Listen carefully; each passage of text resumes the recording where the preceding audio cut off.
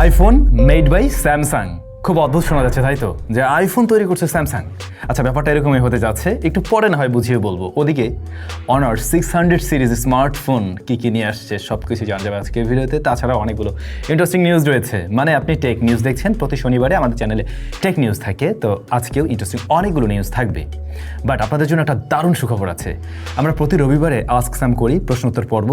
আমরা মাঝে মাঝে মিস করে ফেলি, এখন থেকে আমরা কন্টিনিউ করবো। এবং একটা মজার জিনিস রাখছি ওই এপিসোডে, আপনারা যারা কমেন্ট করবেন, যাদের কমেন্টগুলো পিক করা হবে, সেখান থেকে একজন লাকি উইনার করে প্রতি রবিবারে একটা করে আপনারা গিফট পাবেন। তো এইটা আমরা কবে নাগাদ আবার বন্ধ করব সেটা নিশ্চয়ই পরে জানিয়ে দেবো, বাট আপাতত বন্ধ করার কোনো প্ল্যান নেই।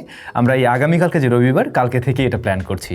সুতরাং আগামীকালকের ভিডিওর জন্য আপনারা অবশ্যই আজকের ভিডিওতে কমেন্ট করতে পারেন আপনাদের জানতে চাওয়ার প্রশ্নগুলো। অবশ্যই সেগুলো নিয়ে কালকে দেখা হচ্ছে, আর একজন লাকি উইনার থাকবেন নিশ্চয়ই ওই ভিডিওতে। আচ্ছা, শুরুতে যেটা বলছিলাম, আইফোন মেড বাই স্যামসাং। ব্যাপারটা একেবারে নতুন যে এরকম না। হ্যাঁ, আইফোনে অনেক কিছুই থাকে যেগুলো স্যামসাংয়ের তৈরি করা হয়ে থাকে। বিশেষ করে ডিসপ্লে প্যানেলটা কিন্তু স্যামসাং থেকে নিয়ে থাকে। তো এবারে যে আইফোন 18 সিরিজ আসতে চলছে, 18 প্রো সিরিজ বা 18 সিরিজ, সেখানে কিন্তু স্যামসাংয়ের M16 যে প্যানেল সেটা ব্যবহার হবে। তারপরে ওদের স্টোরেজ ব্যবহার হবে। But for the first time শোনা যাচ্ছে আইফোন 18 প্রো সিরিজে আইসোসেল ক্যামেরা সেন্সর ব্যবহার হতে যাচ্ছে। আমরা স্যামসাংয়ের যে আইসোসেল সেন্সর দেখতে পাই, for the first time iPhone তাদের ডিভাইসে ব্যবহার করতে চলছে। এর আগে আমরা সবসময় সোনি ব্যবহার করতে দেখেছি, বাট আপনারা হয়তো বা 18 সিরিজে গিয়ে স্যামসাংয়ের সেন্সর ব্যবহার হতে দেখবেন। বিভিন্ন লিকটি কেমনটাই দাবি করছে, এই জন্যই বলা হচ্ছে আইফোন মেড বাই স্যামসাং। শুরুতেই বলছিলাম অনার 600 সিরিজ আসতে চলছে। হ্যাঁ, অনার 600 সিরিজে স্পেশালিটি বেশ কিছু জায়গায় রয়েছে, বাট অনার 500 সিরিজ কারা অলরেডি ব্যবহার করছেন। দেখুন, অনার 200 সিরিজটা যেভাবে জনপ্রিয়তা পেয়েছে, স্টিল মানুষজন কিনছে, এখনও কিনছে। পরবর্তী সিরিজগুলো কিন্তু ওইভাবে দারুণ কিছু দেখাতে পারেনি, মানুষের গ্রহণযোগ্যতা একটু কমেই ছিল বলা চলে তুলনামূলকভাবে। বাট অনার 600 সিরিজে ইন্টারেস্টিং বেশ কিছু রয়েছে, শুনে দেখুন সেগুলো আপনাদের পছন্দ হয় কিনা। বাট আমার যেটা মনে হয়, দাম যদি ঠিকঠাক থাকে তাহলেই মানুষ কিনবে। আচ্ছা, first of all honour 600 and 600 প্রোর এই যে ছবি দেখছেন, এগুলো মোটামুটি অফিসিয়াল ছবি হিসেবে ধরে নেওয়া হচ্ছে এবং অফিসিয়াল লিক্সই বলা যেতে পারে। সো এরকম লুকই আপনারা পেতে যাচ্ছেন ডিভাইস। 6.57 ইঞ্চের প্যানেল, অনেক আহামরিও বড় না, মোটামুটি standard size. OLED panel, 1.5K resolution এবং 120 hertz high refresh rate. Okay display. এরপরে পারফরমেন্সের জায়গাটাও বেশ দারুণ, স্ন্যাপড্রাগন 8 এলিট রয়েছে। সো বোঝাই যাচ্ছে এটা একটা ফ্ল্যাগশিপ কিলার টাইপের ডিভাইস হতে চলছে।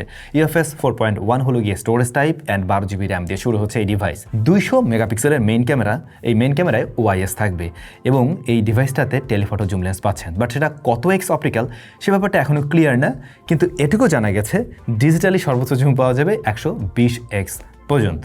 9000 mAh এর ব্যাটারি। সো এখনকার দিনের স্ট্যান্ডার্ড প্লাস প্লাস আছে, আর ওভারঅল ডিজাইনটা আমার কাছে ভালোই লাগছে। তো স্পেক ওয়াইজ যা দিচ্ছে এতে আমি সন্তুষ্ট আছি। এখন দামটা নিয়ে সন্তুষ্ট থাকবো কিনা ওটাই দেখার বিষয়, আসুক তো আগে। বাংলাদেশে মনে হয় এই ফোন অফিসিয়ালি লঞ্চ করবে। আর্টেমিস 2 মিশন ফাইনালি সাকসেসফুল এবং অলরেডি 4 জন নভোচারী কিন্তু পৃথিবীতে ফিরে আসছেন এবং নাসা তাদেরকে পাঠিয়েছিল এপ্রিল মাসের 1 তারিখ এবং 10 দিন সফর শেষে তারা ফিরে আসলো 10 তারিখে। মহাশূন্যে গেলে ফিরে আসার ব্যাপারটা অনেক বেশি চ্যালেঞ্জিং হয়ে থাকে, তো এটা নিয়ে সবার মাঝে একটা ভয়ভীতি কাজ করছিল। কারণ এর আগেও প্রিভিয়াসলি আমরা দেখেছি যে মহাকাশযান যে ক্যাপসুলটা ফিরে আসে, সেই ক্যাপসুলটা অনেক সময় না, ওটা তো মানে আগুনের গোলার মতো হয়েই আসে। সো নষ্ট হতেও আমরা দেখেছি 2003 সালে, এরপরে বোধ হয় 11তে না কোন সালে যেন আরও একটা নষ্ট হয়েছিল। আর এবারেও মোটামুটি ভয়ই ছিল, কিন্তু ফাইনালি তারা ঠিকভাবে ফিরে আসতে পেরেছেন। অরিয়ন ক্যাপসুলে করে ফিরে আসছে। তো এরপর আর্টেমিস 3 যে মিশনটা হবে 2028 সালে, ওইটার জন্য পথ মোটামুটি ক্লিয়ার, অর্থাৎ নেক্সট টাইম আবারও মানুষ চাঁদে যাচ্ছে। ভিভো V70 সিরিজ বাংলাদেশ মার্কেটে অফিসিয়ালি কিন্তু লঞ্চ করে দিয়েছে বাংলাদেশ ভিভো, এবং সেক্ষেত্রে আমরা V70 অ্যান্ড V70 FE দুইটা স্মার্টফোন পেতে চলছি।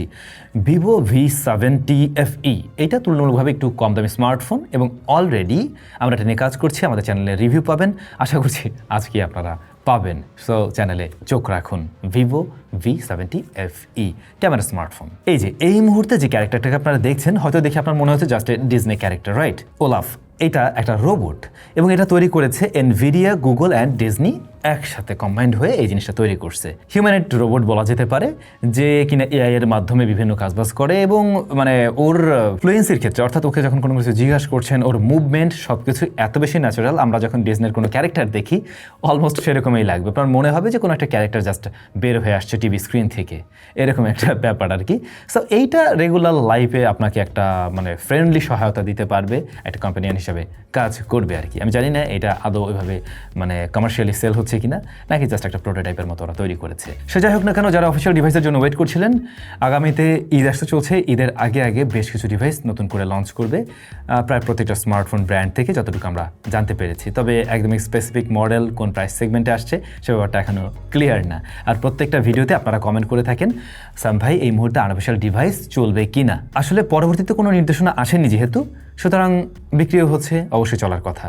পরবর্তীতে কোনো নির্দেশনা আসলে অবশ্যই আমরা আপনাদের সাথে শেয়ার করবো, সেক্ষেত্রে আপনারা নিশ্চয়ই জানতে পারবেন যে আসলে চলছে কি চলবে না বা কী হচ্ছে না হচ্ছে। সবাই তাহলে ভালো থাকুন। আগামীকালকে আমাদের প্রশ্নোত্তর পর্ব থাকবে, অবশ্যই আপনাদের কমেন্টগুলো করে ফেলুন। গুরুত্বপূর্ণ কমেন্ট নিয়ে আমরা অবশ্যই কালকে আলোচনা করছি।